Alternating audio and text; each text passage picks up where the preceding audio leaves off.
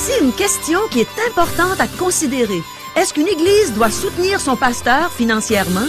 Le grand livre de Dieu va nous donner une réponse claire et pratique aujourd'hui même à l'émission À travers la Bible.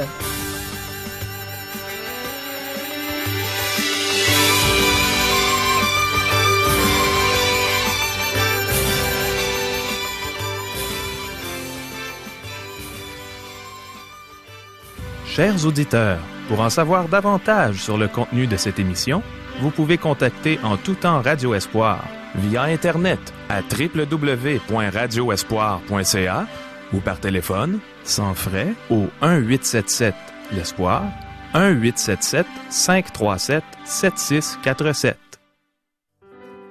Bonjour, ici Caro.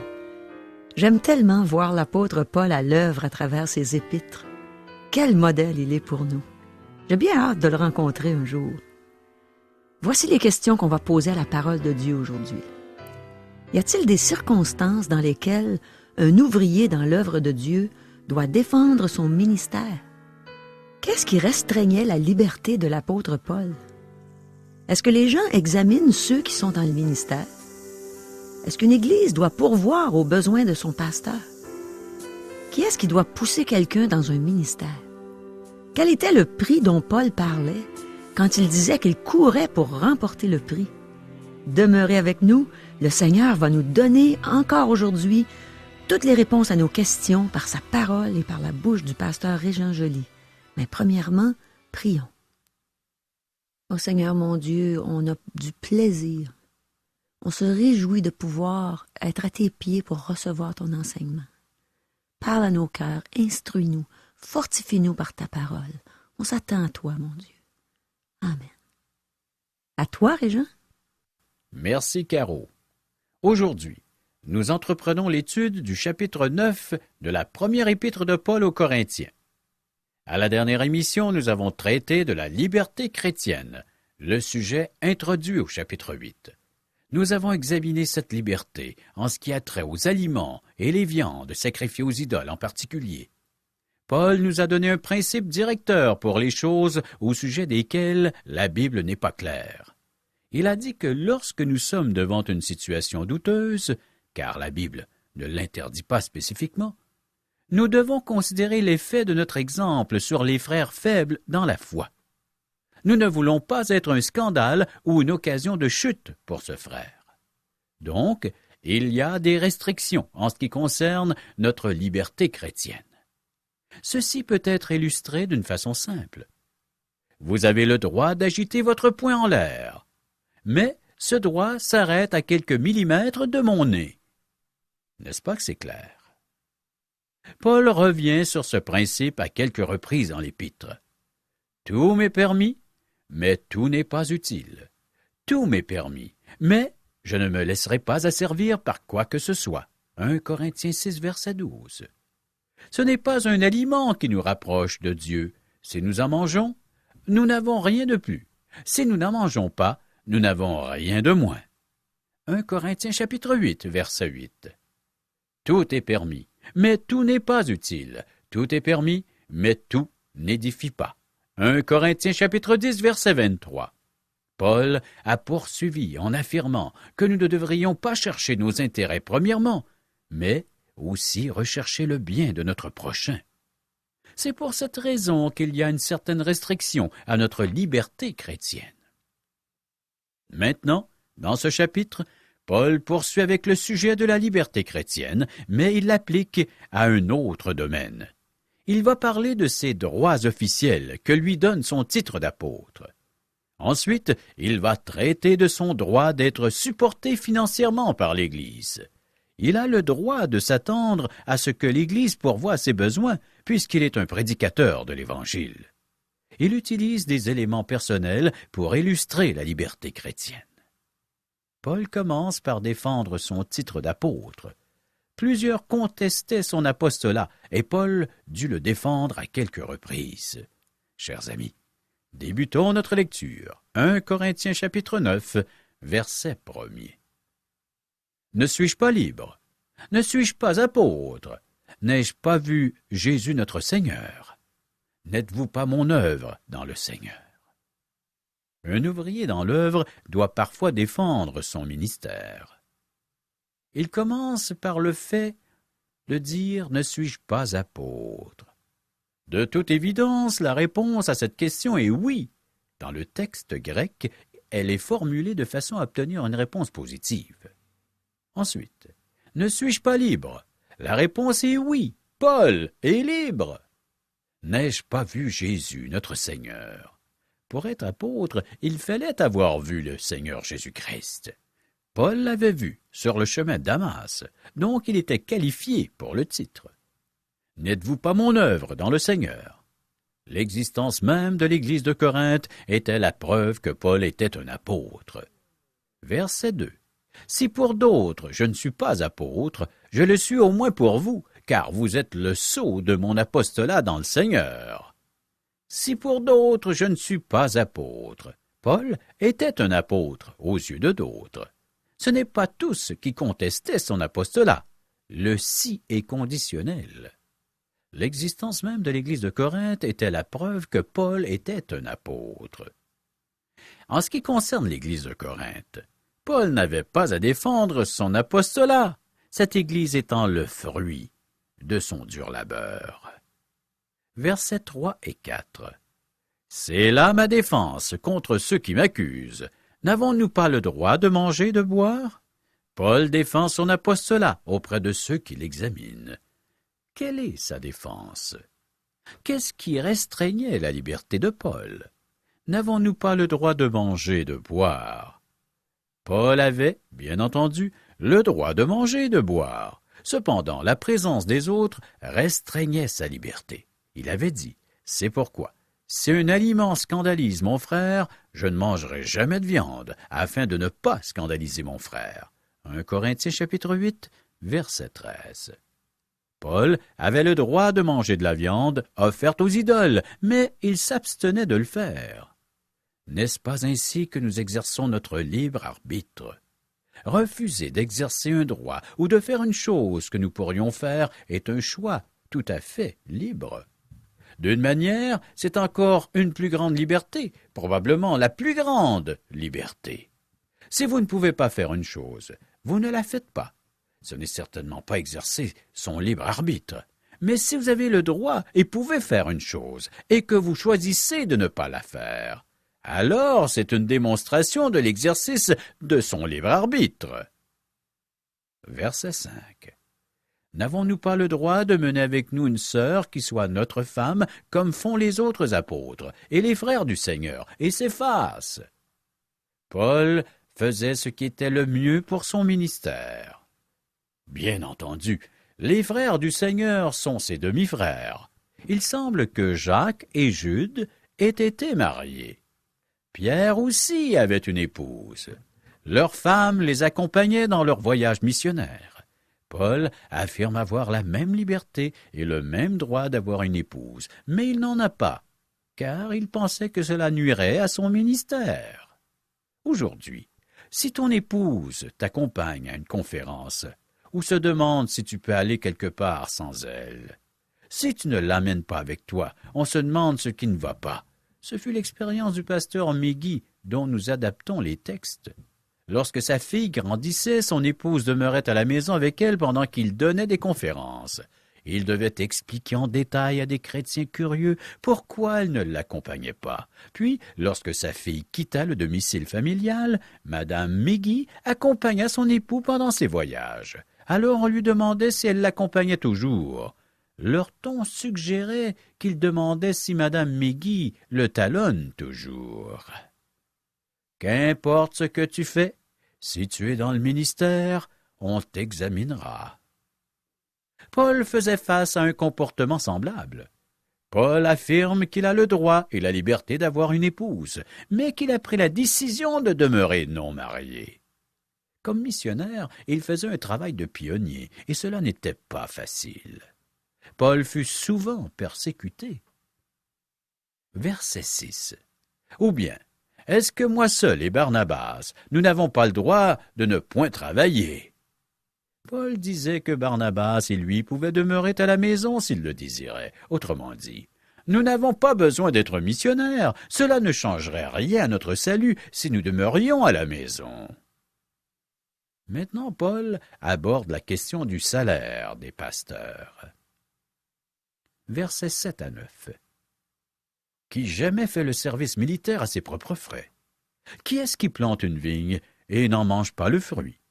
Qui est-ce qui fait paître un troupeau et ne se nourrit pas du lait du troupeau? Ces choses que je dis, n'existent-elles que dans les usages des hommes?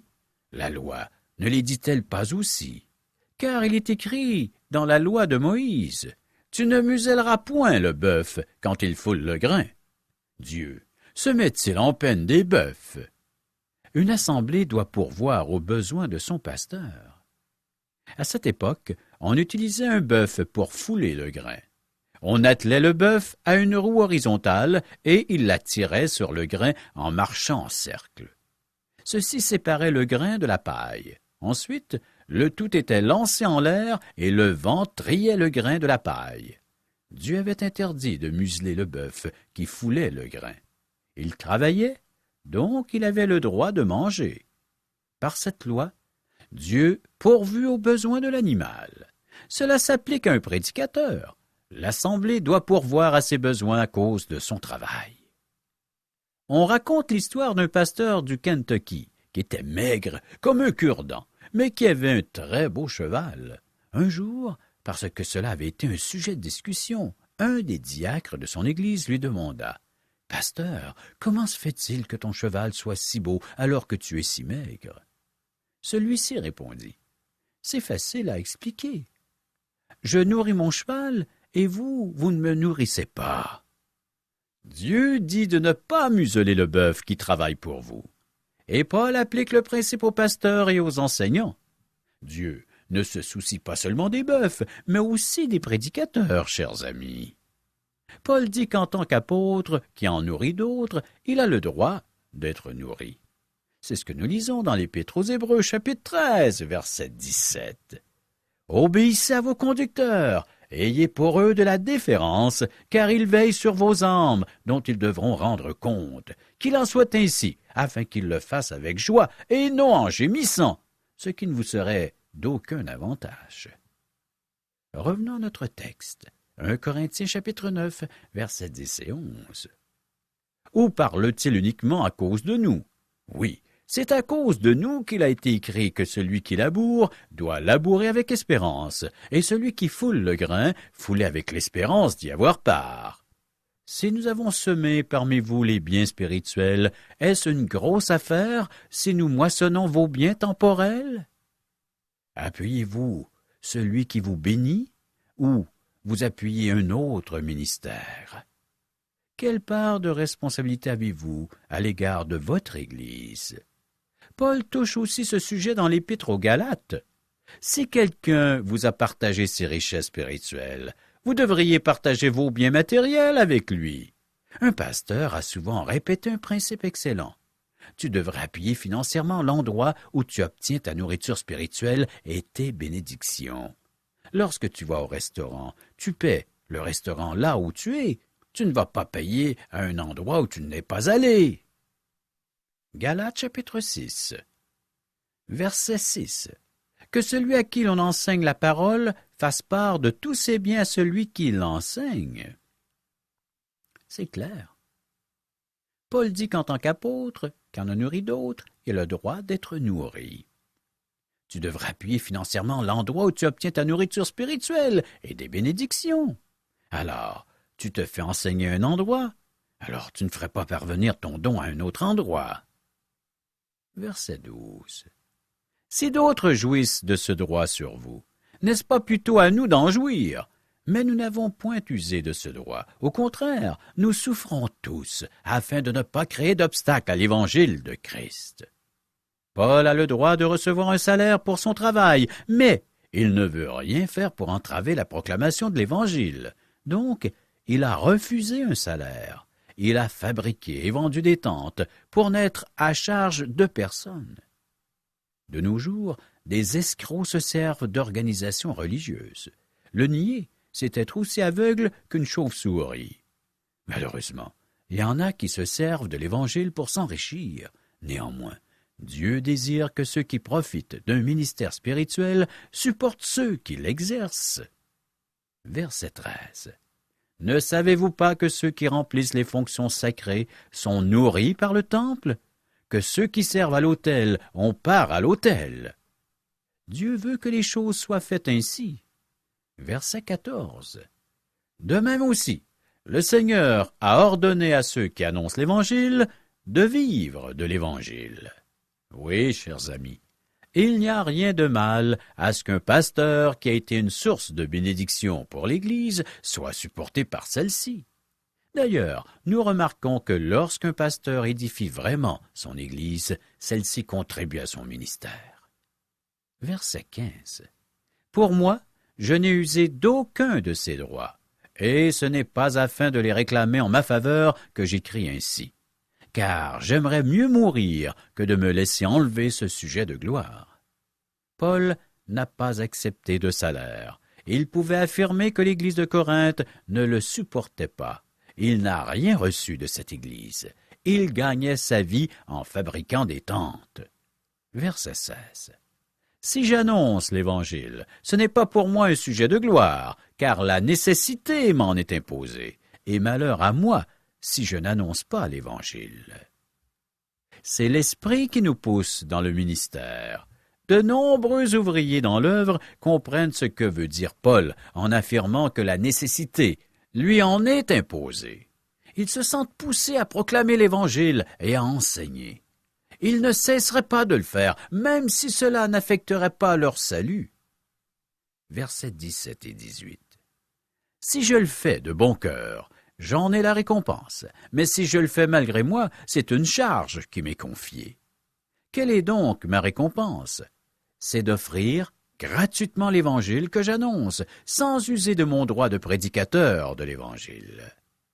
Paul n'avait pas de motif secret. Cependant, Dieu lui a promis une récompense à ses ouvriers. Nous savons que Paul ne sera pas déçu. Verset 19. Car, bien que je sois libre à l'égard de tous, je me suis rendu le serviteur de tous, afin de gagner le plus grand nombre. Paul avait la liberté de se faire le serviteur de tous. Maintenant, il parle de son propre ministère. Versets 20 à 23. Avec les Juifs, j'ai été comme Juif, afin de gagner les Juifs. Avec ceux qui sont sous la loi, comme sous la loi, quoique je ne sois pas moi-même sous la loi, afin de gagner ceux qui sont sous la loi. Avec ceux qui sont sans loi, comme sans loi, quoique je ne sois point sans la loi de Dieu, étant sous la loi de Christ, afin de gagner ceux qui sont sans loi. J'ai été faible avec les faibles, afin de gagner les faibles. Je me suis fait tout à tous, afin d'en sauver de toute manière quelques-uns. Je fais tout à cause de l'Évangile, afin d'y avoir part. Paul travaillait de façon à remporter un prix. Paul dit, « Je fais tout cela parce que je participe à une course. Je ressemble à un athlète en compétition. » Pourquoi Paul court-il? Pour remporter un prix, chers amis. Verset 24. Ne savez-vous pas que ceux qui courent dans le stade courent tous, mais qu'un seul remporte le prix? Courez de manière à le remporter. Dans une vraie course, il y a une seule médaille d'or, mais dans la course spirituelle, tous ceux qui proclament l'Évangile peuvent gagner. Verset 25. Tous ceux qui combattent s'imposent toute espèce d'abstinence, et ils le font pour obtenir une couronne corruptible, mais nous, faisons-le pour une couronne incorruptible. Les récompenses du Dieu ne sont pas du genre à gonfler notre compte en banque pour ensuite tout laisser derrière nous à notre mort. Les récompenses de Dieu sont éternelles, et nous en profiterons toute l'éternité. La Bible est remplie de textes bibliques parlant de nos récompenses. Verset 26. Moi donc, je cours, non pas comme à l'aventure, je frappe, non pas comme battant l'air. Paul ne boxe pas contre son ombrage, il ne participe pas à un jeu d'aventure, ce n'est pas un jeu d'enfant. Ce qu'il fait n'est pas orchestré par un spectacle de télévision, mais il livre un véritable combat spirituel. Il frappe pour atteindre le but. Verset 27.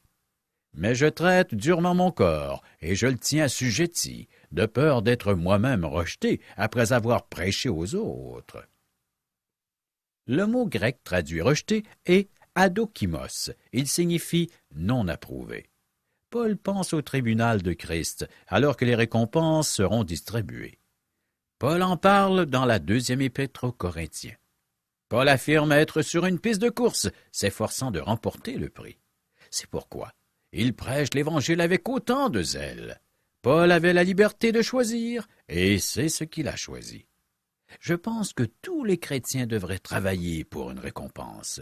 Nous ne pouvons pas travailler pour mériter notre salut. C'est un don de Dieu, c'est une grâce. Il s'obtient uniquement par la foi. Cependant, il faut travailler pour recevoir une récompense. Si vous en désirez une, mettez vos espadrilles et joignez les autres croyants sur la piste de course. Soyons motivés, chers amis, par ces textes, entre autres ce dernier, dans 2 Corinthiens, chapitre 5, versets 9 et 10. Encore une fois, regardez ce qui motivait l'apôtre Paul.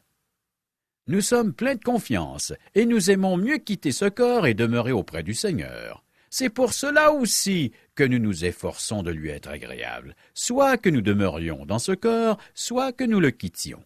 Car il nous faut tous comparaître devant le tribunal de Christ, afin que chacun reçoive selon le bien ou le mal qu'il aura fait, étant dans son corps.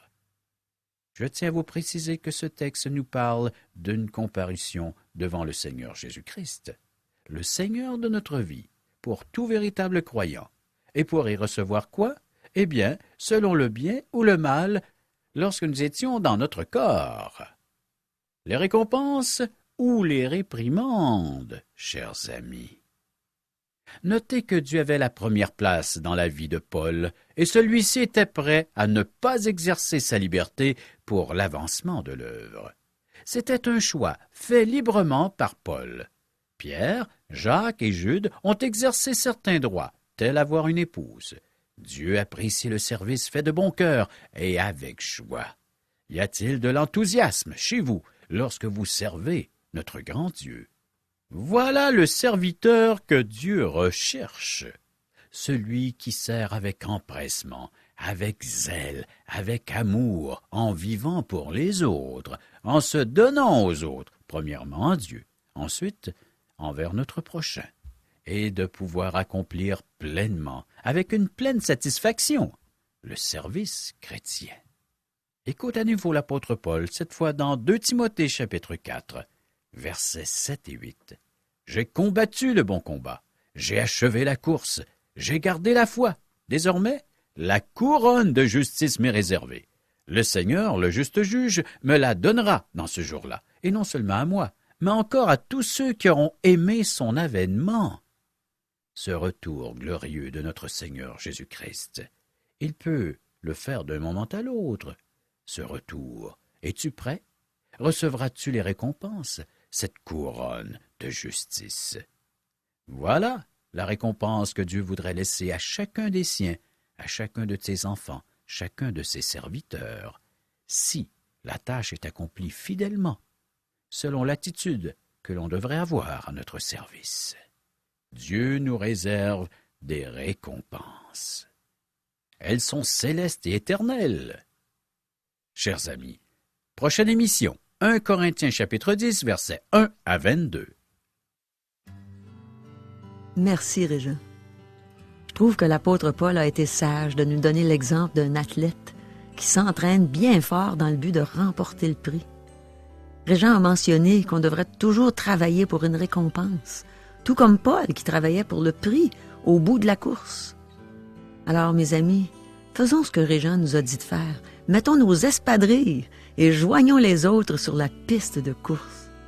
Ce qui m'encourage dans tout ça, c'est que même s'il y a juste un athlète qui remporte le prix, dans la grande famille du Seigneur, plusieurs vont pouvoir remporter la récompense au bout de notre course terrestre.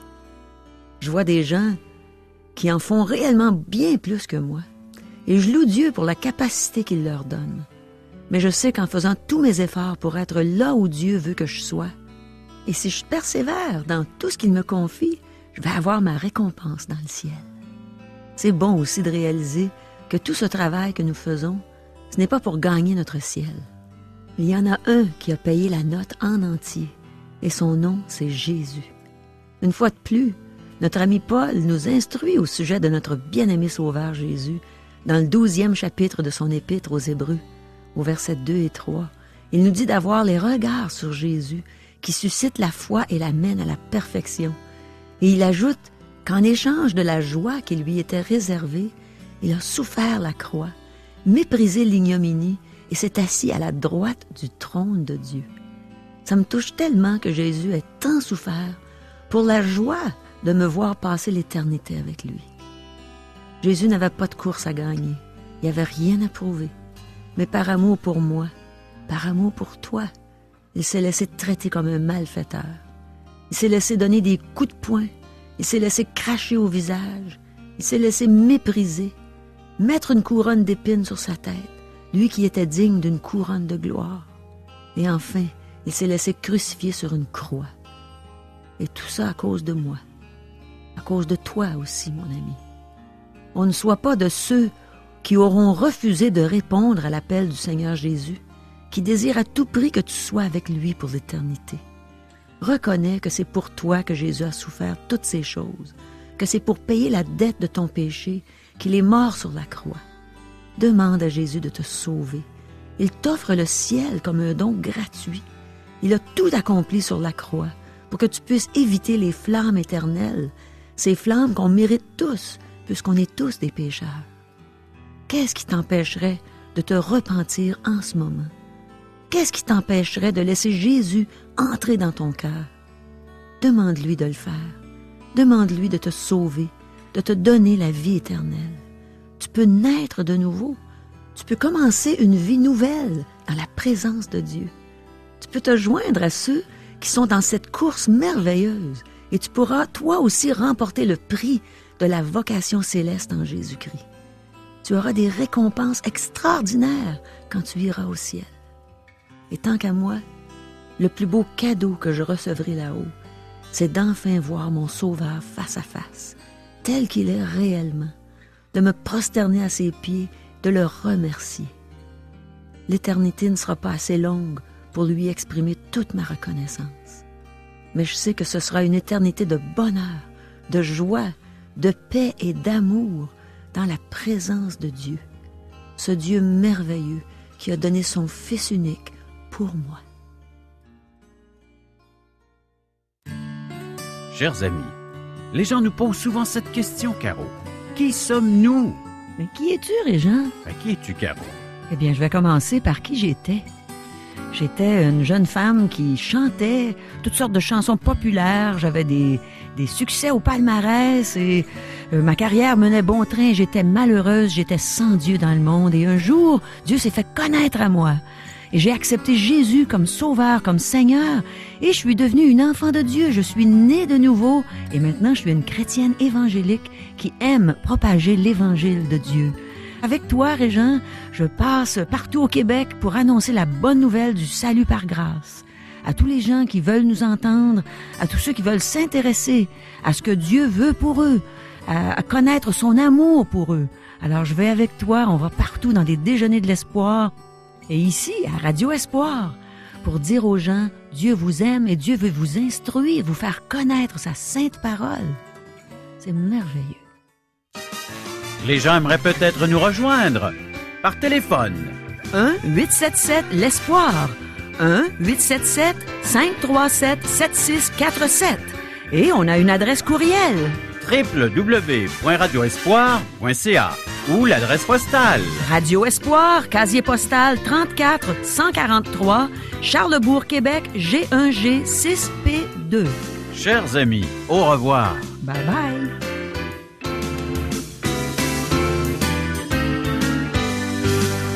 Cette émission vous a été présentée par Radio Espoir.